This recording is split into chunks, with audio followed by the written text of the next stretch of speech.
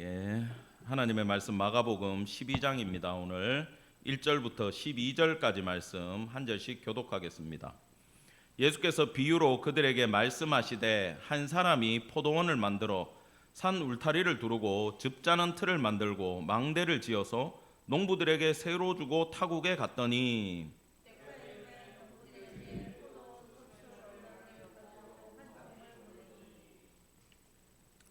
그들이 종을 잡아 심히 때리고 거저 보내었거늘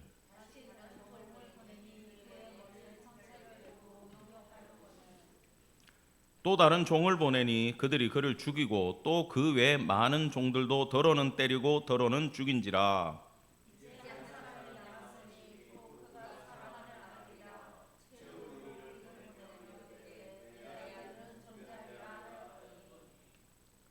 그 농부들이 서로 말하되 이는 상속자니 자 죽이자. 그러면 그 유산이 우리 것이 되리라 하고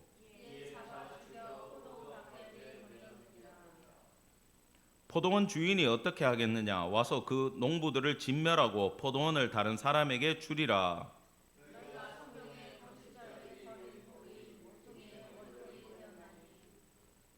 이것은 주로 말미암아 된 것이요 우리 눈에 놀랍도다 함을 읽어보지 못하였느냐 하시니라.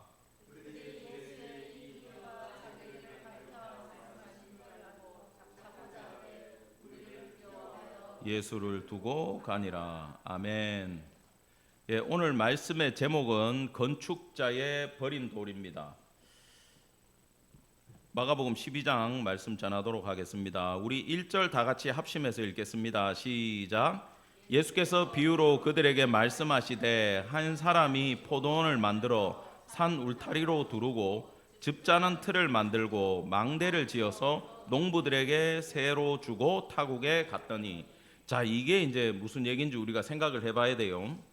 지금 예수님이 먼저 비유로 말씀하셨다. 비유, 여기 파라볼레라 그러는데 두 개의 합성어입니다. 옆에 던져주다. 이게 이제 무슨 말인가 하면 제가 정말 쉬운 예를 생각을 해냈어. 이렇게 여러분들 앉아가지고 뭐 영상으로 보든지 목사님의 얼굴이 얼마나 큰지 잘 감이 안 오잖아요. 옵니까? 안 온대. 다행이야. 이렇게 보면 감이 안 와야 돼. 근데 만약에 저기 있는 머리가 작은 이 집사님을 옆에다가 딱 뒀다. 그러면 딱 비교가 되면 어때요? 야, 목사님 머리 크네? 딱 비교가 되잖아. 이게 뭔지 알겠죠? 옆에다가 뭐를 딱 두는 순간 말하고자 하는 핵심이 딱 드러나는 것, 그게 비유라는 거예요. 예수님은 이 파라볼레를 설교 가운데 엄청나게 자주 사용해서 우리한테 교훈을 주셨습니다. 근데 보세요. 한 사람이 나오고 포도원을 만들고 산 울타리로 두르고 즙 짜는 틀도 만들고 망대까지 지었대요. 여러분 이거 이렇게 생각해 보세요. 자, 농사를 짓는데 주인이 완벽하게 포도원을 설계를 했어. 그래가지고 농부들 불러서 일도 시키고 지키고 관리하기 위해서 망대도 만들고 또 포도주를 짤 수 있는 틀과 짐승으로부터 도둑으로부터 지킬 수 있는 울타리까지 완벽하게 만들어 줬다라는 겁니다. 여러분 이게 무슨 말일까요? 그리고 그 사람은 왜 세를 주고 떠났을까요? 먼저 이렇게 생각해 보면 돼요. 한 사람은 누굴 것 같습니까? 너무 쉽죠? 하나님이야. 누가 들어도 알아. 그러면 포도원은 뭘 것 같아요? 이스라엘 민족을 말하는 거겠죠. 그러면 울타리를 만들어주고 여러 가지 필요한 것들을 다 만들어줬다. 이건요, 하나님이 그들에게 율법을 주셨다 이런 겁니다. 그들을 지키고 보호하고 사랑할 수 있는 테두리, 율법이란 걸 만들어 줬는데 문제는 자, 이게 두고 떠나는 일은 조금 다른 이야기예요. 당시에는 이런 일들이 많았어요.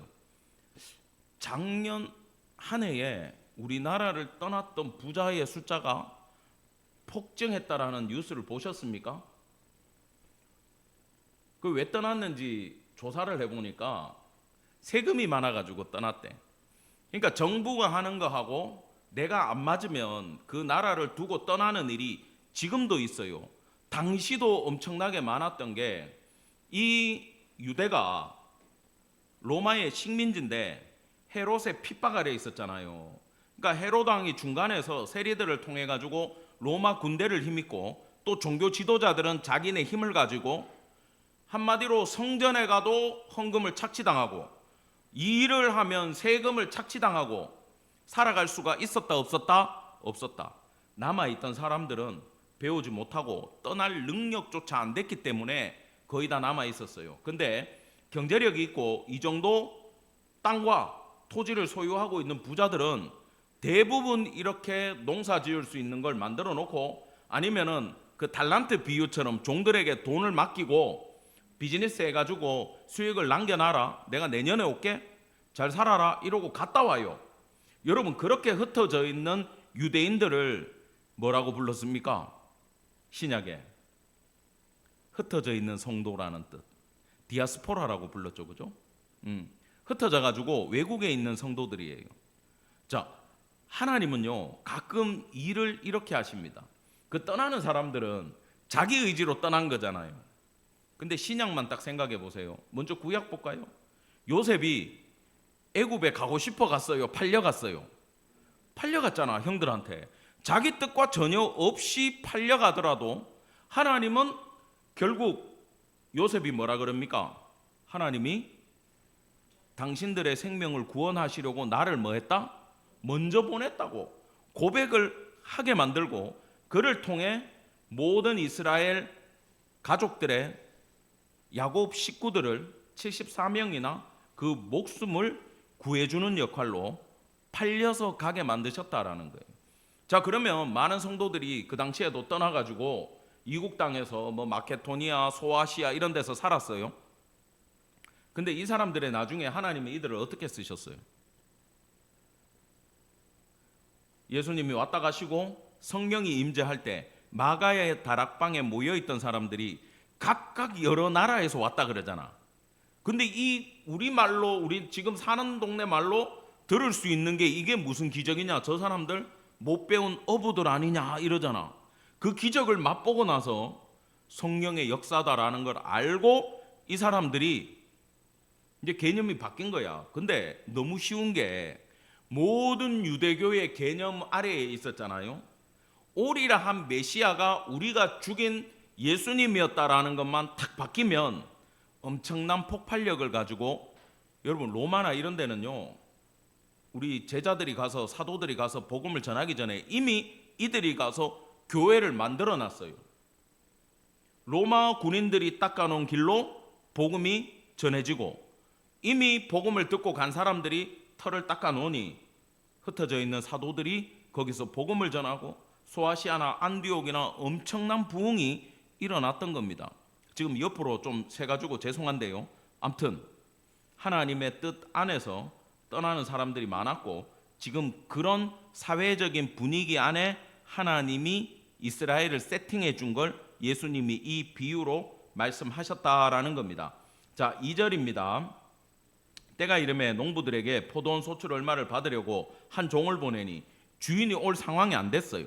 그래가지고 여기 때가 한 종을 보냈다, 때가 이르렀다, 이건 추수 때가 지났다라는 거예요. 그러면 이제 거두는 게 있겠죠.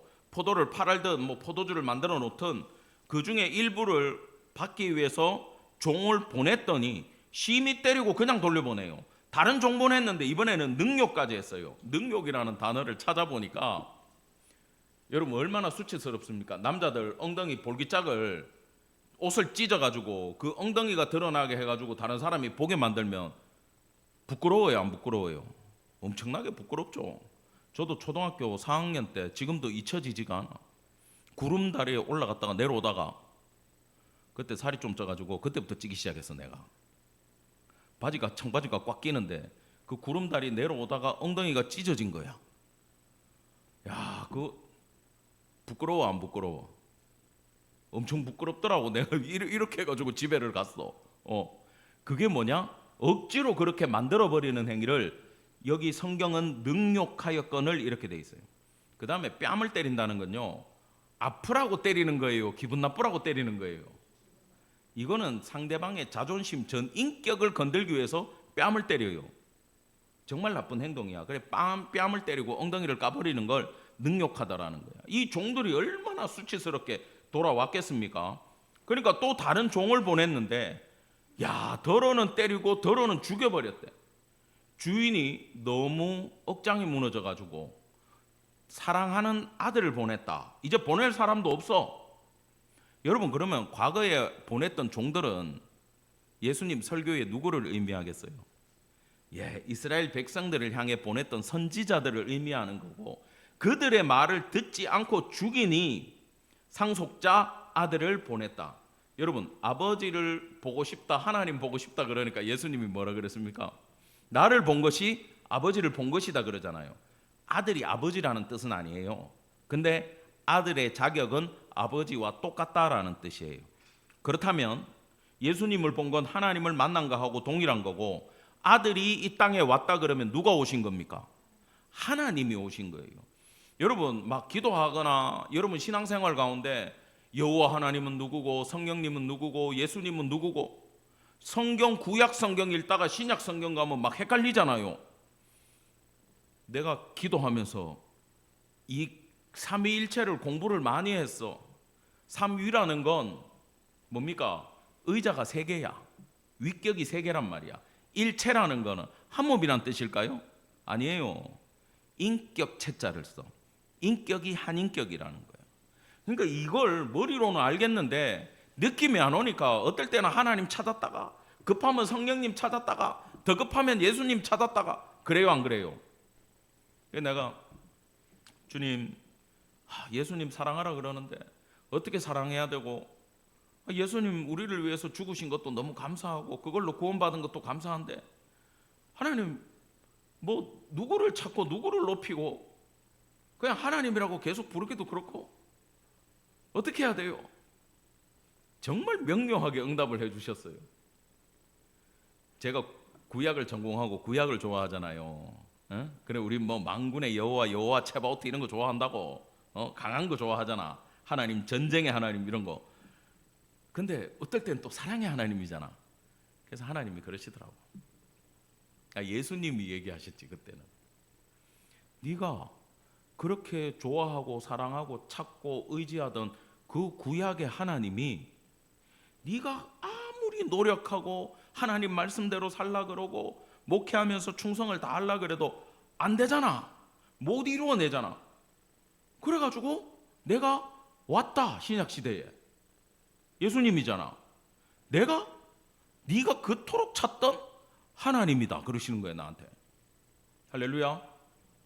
직접 들어봐야 돼. 오늘 기도하면서 직접 들으세요.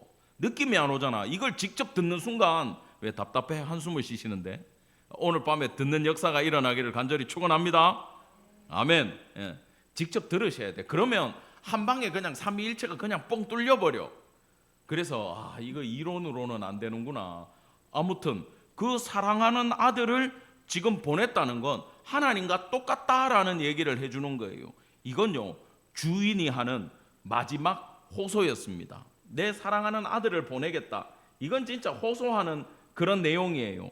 그럼에도 불구하고 이 아들을 어떻게 했습니까? 예?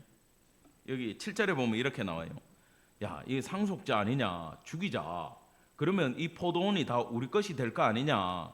그러고 죽여서 포도원 밖에 내던졌어. 이걸 뭐라 그럽니까? 어린 양이 제물이 되셔서 영문 밖에서 죽으셨다 그러잖아. 그 히브리서에서 성문 밖에서 고난을 받으셨다. 그러니까 우리도 그 예수님 만나려면은 영문 밖으로 나가야 된다라고 지금 얘기를 해주는 겁니다. 믿으십니까? 예, 아들이 왔음에도 불구하고 이렇게 쫓아내고 죽여버렸어요.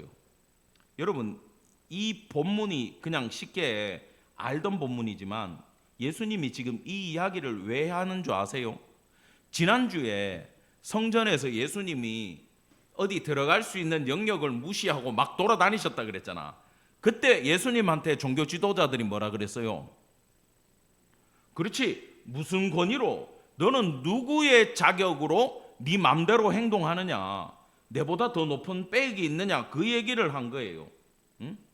지금 그 권위 논쟁에 이어서 이 포도원 비유가 나오고 있다는 거예요. 잘 들으셔야 됩니다. 우리는 지금 뭘 알아야 되냐 하면 이거에서 다 착각하는 거야. 소작농들이 얼핏 보면 여기 보세요. 아들만 죽이면 포도원이 우리 것이 된다라는 거잖아요. 이걸 노리는 거잖아요. 그러면 과연 포도원을 욕심낸 탐심의 죄인가? 그래서 아들을 죽였나? 예수를 죽인 이유가 탐심 때문인가? 그걸 잘 보셔야 돼요. 근데 이미 이 사건을 이사야 선지자는 이사야 5장에서 예언을 했습니다. 자, 1절, 2절 한 목소리로 읽겠습니다. 시작. 나는 내가 사랑하는 자를 위하여 노래하되 내가 사랑하는 자의 포도원을 노래하리라. 내가 사랑하는 자에게 포도원이 있으며 심히 기름진 사내로다. 땅을 파서 돌을 제하고 극산품 포도나무를 심었도다. 그 중에 망대를 세웠고 또 그 안에 술틀을 팠도다. 좋은 포도 맺기를 바랐더니 들포도를 맺었도다. 이 이야기를 이사야가 이미 했고 예수님은 지금 이 이야기를 가지고 와서 비유로 설명해 주시는 거예요, 그들한테. 그러면 이 농부들은, 악한 농부들은 종교 지도자고 한 사람은 하나님이고 예수님은 사랑하는 아들이다라는 걸 미리 얘기하는데, 너희들의 문제는 포도원을 탐낸 것이 원인이냐, 아니면 좋은 포도나무를 줬음에도 불구하고 들포도를 맺을 수밖에 없는 실력이 없었던 것이 문제였냐, 이걸 얘기하시는 거예요, 예수님이. 아시겠습니까? 이 사람들은요, 포도원을 탐낸 게 아니에요. 보세요, 4절에도 내가 좋은 포도 맺기를 기다렸더니 들포도를 맺으면 어찌민고. 이들이 오는 종들을 죽이고 아들까지 죽여서 던져버린 이유가 뭐냐 하면, 하나님이 원하는 열매를 맺을 수 있는 능력과 실력과 근본 뿌리를 거기에 두지 않았기 때문에 악한 열매밖에 나올 수가 없었던 거예요. 드릴 게 있다 없다? 없었어. 그래서 이걸 뭐라고 부르냐면은, 하나님은 극상품 포도를 기대했는데 이들은 들포도를 맺으면서 배신을 한 행위라고 보시고, 하나님은 그들을 징벌하시고 쓸어버리고 그 촛대를 다른 쪽에 옮기겠다. 이게 신약 시대부터 이어진 교회가 이 역할을 감당하고 있음을 믿기를 간절히 축원합니다. 아멘. 9절입니다. 같이 보겠습니다. 시작. 포도원 주인이 어떻게 하겠느냐? 와서 그 농부들을 진멸하고 포도원을 다른 사람에게 주리라. 제가 읽을게요. 너희가 성경에 건축자들이 버린 돌이 모퉁이의 머릿돌이 되었나니. 자, 우리 교회 성도님들은 이 내용을 압니다. 이게 무슨 뜻인지 아는데, 여기서 말하는 건축자의 버린 돌, 모퉁이의 머릿돌, 이게 뭐예요? 우리는 건물 다 짓고 나가지고 빌딩 같은 거 앞에 예쁜 돌을 딱 파가지고 머릿돌 해가지고 1997년 5월 8일 이 아름다운 집을 주셔서 감사합니다. 뭐 시편 하나 딱 넣고 그렇게 딱 봉헌 같은 거 할 때 보통 집 짓고도 집주인들이 이런 거 만들어가 붙여요. 그때 우리는 집 다 짓고 붙이는 걸 머릿돌이라 그래요. 근데 유대인들은 그렇게 얘기 안 합니다. 뭐냐? 집에 기초석을 먼저 기준되는 데다가 딱 놔요. 거기서부터 벽돌을 쌓아가서 집이 어디서 끝나요? 이 머릿돌에서 완성되게 그들은 건축을 한다는 거예요. 갑자기 예수님이 포도원 농부 비유에서 왜 건축자의 비유로 넘어가 버렸냐라는 겁니다. 이게 따라합시다. 은유의 전환. 예, 하나 더 옆에다가 둬버리는 거예요. 지금 포도원 얘기해가지고 알아들었거든. 그러면서 이제 아들이 죽어버렸잖아. 그 아들이 어떤 역할을 할 건지를 또 비유로 지금 설명을 해주시는 겁니다. 니들이 돌 버렸잖아. 근데 그게 머릿돌이 될 것이다 라고 예수님이 말씀을 해주는 거예요. 자, 그러면 이 사람들은, 자, 우리는 알아요. 이 버린 돌이 누굽니까? 예수님. 건축자는 종교 지도자들. 종교 지도자들이 집을 짓는데 왜 예수라는 사람을 버릴 수밖에 없었을까요? 퀴즈입니다.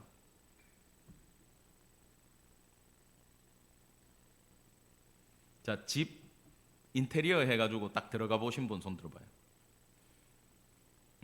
인테리어 해가 집에 들어가 봤죠?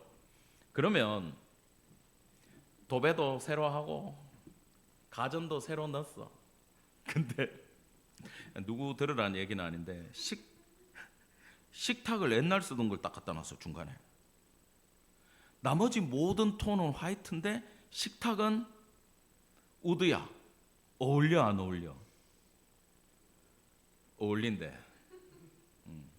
우리도 화이트 톤으로 교회 인테리어를 하고 이 나무 색깔을 딱 넣으니까 이뻐요.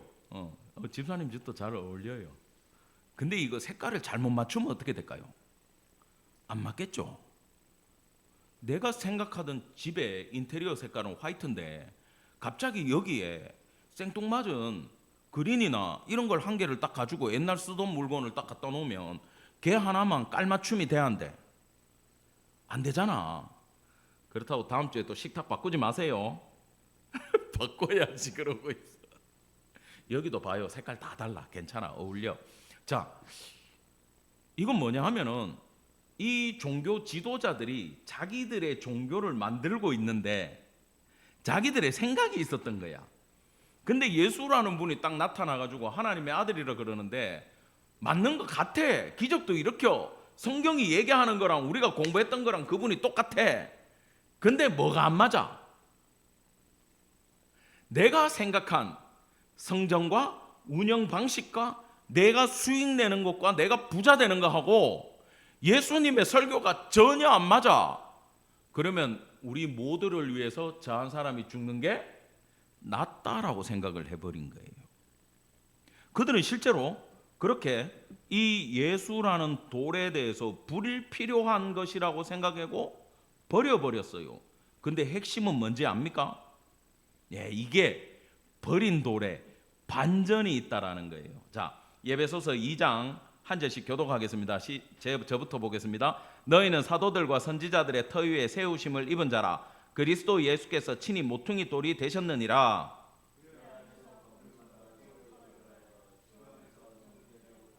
같이 보겠습니다. 너희도 성령 안에서 하나님의 거하실 초소가 되기 위하여 그리스도 예수 안에서 함께 지어져 가느니라. 아멘.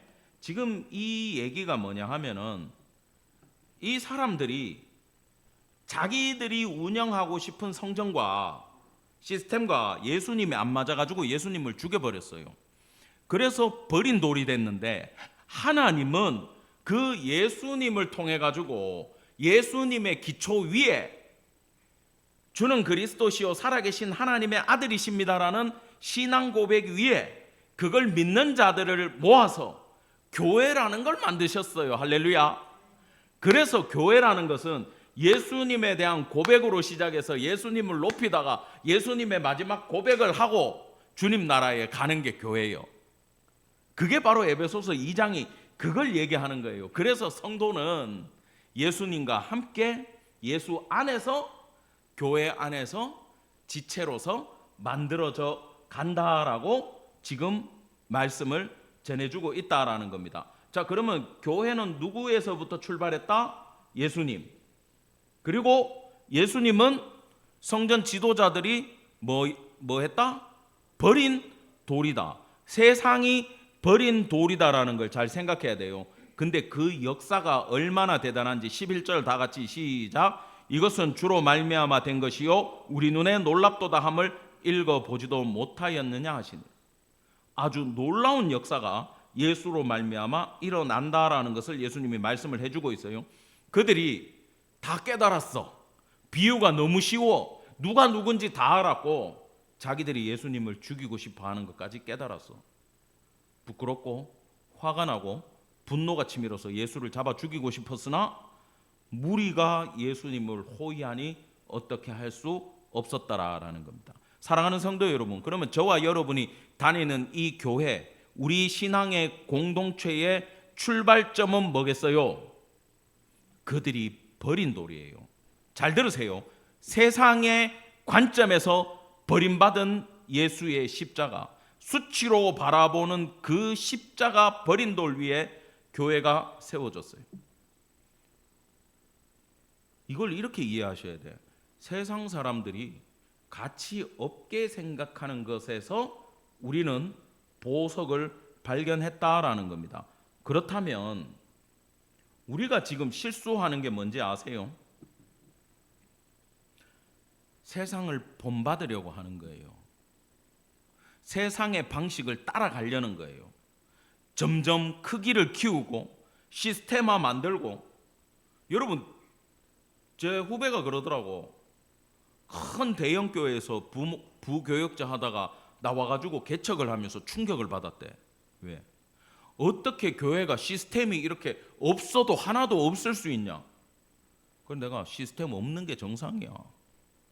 시스템 안에서 네 할 일, 네 받을 월급, 네 자녀들이 누릴 혜택이 정해져 있다는 게 잘못된 거야. 주의 종은 하나님과 직접 연결돼야 돼. 네가 큰 교회에 있어서 몰라서 그래. 여러분, 이 메시지가 이해가 됩니까? 심각한 이야기를 하는 거예요. 분명히 로마서 12장 2절에서도 이 세대를 본받지 말고 하나님의 뜻이 무엇인지 분별하라고 합니다. 근데 교회가 점점 세상을 따라가려고 하고 세상보다 앞질러 가려고 그래요. 왜요? 교회 안 나오니까 야, 교회 서비스에 문제가 있는갑다. 성도들이 딱 들어오면 입구부터 안내해가지고 호텔에 가면 문 앞에서 딱 문 열어주는 사람이 있잖아요, 차에.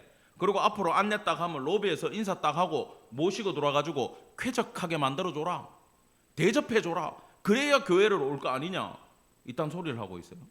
호텔입니까? 대접받으려면 돈 주고 그런 데 가면 되지. 교회는 그런 데가 아니에요. 울면서 들어와야 돼. 오늘도 주의 은혜를 구합니다. 아버지여 만나 주십시오. 내가 주님으로 말미암아 살겠습니다. 그 각오로 교회 나오게 만들어야 되는데 대접받으려고 나오게 만드니까 와가지고 당파 싸움이나 하고 머리나 뜯고 있는 거예요. 그래서 성도는 세상이 추구하는 바를 따라가면 안 되는구나. 우리는 버린 돌에서 출발한 자들이구나. 그걸 이해하기를 바랍니다. 여러분, 우리 신앙의 선배들은요, 이 길을 실제로 다 갔어요. 응? 여러분 생각해 보세요. 교회하고 세상이 있는데 우리가 첨단으로 한다고 칩시다. 아무리 우리가 세상을 따라가 가지고 첨단 교회를 만든다고 해서 사람들이 교회 나오겠어요? 안 나오죠. 근데 어느 교회 갔더니, 임마누엘 교회 갔더니, 저는 그렇게 되기를 원합니다만 임마누엘 교회 갔더니 하나님이 나를 만나 주셨다. 거기서 기도했는데 주께서 응답해 주셨다. 내가 이 찬양 가운데 하나님의 영광을 맛봤다. 교회 가는 게 나에게 기쁨이다. 이건 세상이 못 줘요. 그 누가 아주 미국의 유명한 첨단 그 산업에 있는 사람이 앞으로 몇 년 안에 없어질 직업 리스트를 뽑았대. 그걸 뉴스를 제 친구 목사가 듣고 얘기를 해주더라고. 이 목사 큰일 났다. 왜? 우리 목사들이 앞으로 10년 안에 없어질 직업 뭐 10위에 링크가 됐단다. 우리 어떡하냐 이거 하는 거야. 걱정하지 마라. 야, AI가 아무리 발달하고 설교는 기가 막히게 이 그림도 AI가 찾아줬어. 할 수 있어 이런 거. 근데 말이야, AI가 축복권이 있냐? AI가 귀신을 쫓아낼 수 있냐? AI가 성도와 하나님과의 중간에서 연결해 줄 수 있냐? 제사장의 직분을 감당할 수 있냐? 못하잖아. 인터넷에서 지가 정보를 찾아가지고 아주 신기한 설교는 만들어서 할 수 있고, AI한테 하나님이 계시냐 물어보면 자기는 하나님이 있다고 생각한대. AI가 지금 그런 시대가 됐어요. 근데 내가 걱정하지 말라 그랬어. 왜? AI가 영빨은 있어 없어? 영빨 없잖아. 여러분 뭐 챗 GPT 쓰고 뭐 제미나인가 뭐 그거 쓴다고 여러분의 영성이 올라갑니까? 안 올라가요. 근데 나는 여러분들의 신앙을 아주 오랜 세월 지켜본 바로서 그저 예배하고 성경 공부하고 예배하고 기도하고 또 예배하고 하나님 말씀 배우고 또 예배하고 그것만 계속 반복하고 있는데 여러분이 영적으로 성장하고 힘을 얻고 삶이 변화되고 그것이 여러분 주변에 퍼져나가면서 역사가 일어나는 소식들을 내가 들을 때 하나님이 하시는 일이란 걸 제가 깨달아 알아요. 그건 세상이 침범할 수 없는 영역이라는 겁니다. 여러분, 우리 신앙의 선배들, 평양 대부흥 운동으로 시작한 장대영 교회에서 출발한 널다리골에서부터 출발한 그 복음의 운동은 정말 우물을 파는 역사를 일으켰어요. 곳곳에 샘을 만들었어요. 거기서 많은 영혼들이 예수로 말미암아 갈증이 해결되고 생명을 얻을 수 있었어요. 근데 세상이 정말 이삭의 우물을 블레셋 애들이 와가지고 계속 막아버렸던 것처럼 지금도 우리의 신앙의 선배들이 예수님 붙들고 파놨던 모든 기도와 말씀의 우물들을 세상이 바쁘다, 첨단이다, 대형화해야 된다, 교회를 건축해야 된다라는 걸로 다 메워버렸어. 그래서 샘물이 솟아나지 않아요. 그래서 오늘 이 말씀을 통해 저와 여러분들은 다시금 세상이 막아놨던 그 우물의 흙을 걷어내고 예수로부터 오는 참된 생수를 공급받는 역사가 일어나기를 간절히 축원합니다. 아멘. 기도하겠습니다. 주님, 은혜를 감사드립니다. 오늘도 저희가 기도회로 모이며 주님을 높이고 하나님의 말씀을 먼저 붙듭니다. 모퉁이의 머릿돌 되시고 교회의 기초석 되신 예수 그리스도 붙들고 세상이 그를 버렸으나 우리는 그로 말미암아 영생을 얻으며 그 하나님 붙들고 모든 은혜를 누리는 존재가 되었음을 믿고 감사드립니다. 지금 이 시간에도 그 예수를 향하여, 예수의 은혜를 향하여 하늘로부터 공급되어지는 놀라운 생수와 만나를 공급받기를 원하오니 주여, 죄를 외면치 마시고 축복하시고 샘을 다하여 주시고 모든 막혀있는 담이 무너질 수 있도록 아버지여 주장하여 주시옵소서. 감사드리며 우리 구주 예수 그리스도 이름 받들어 간절히 기도드렸습니다. 아멘.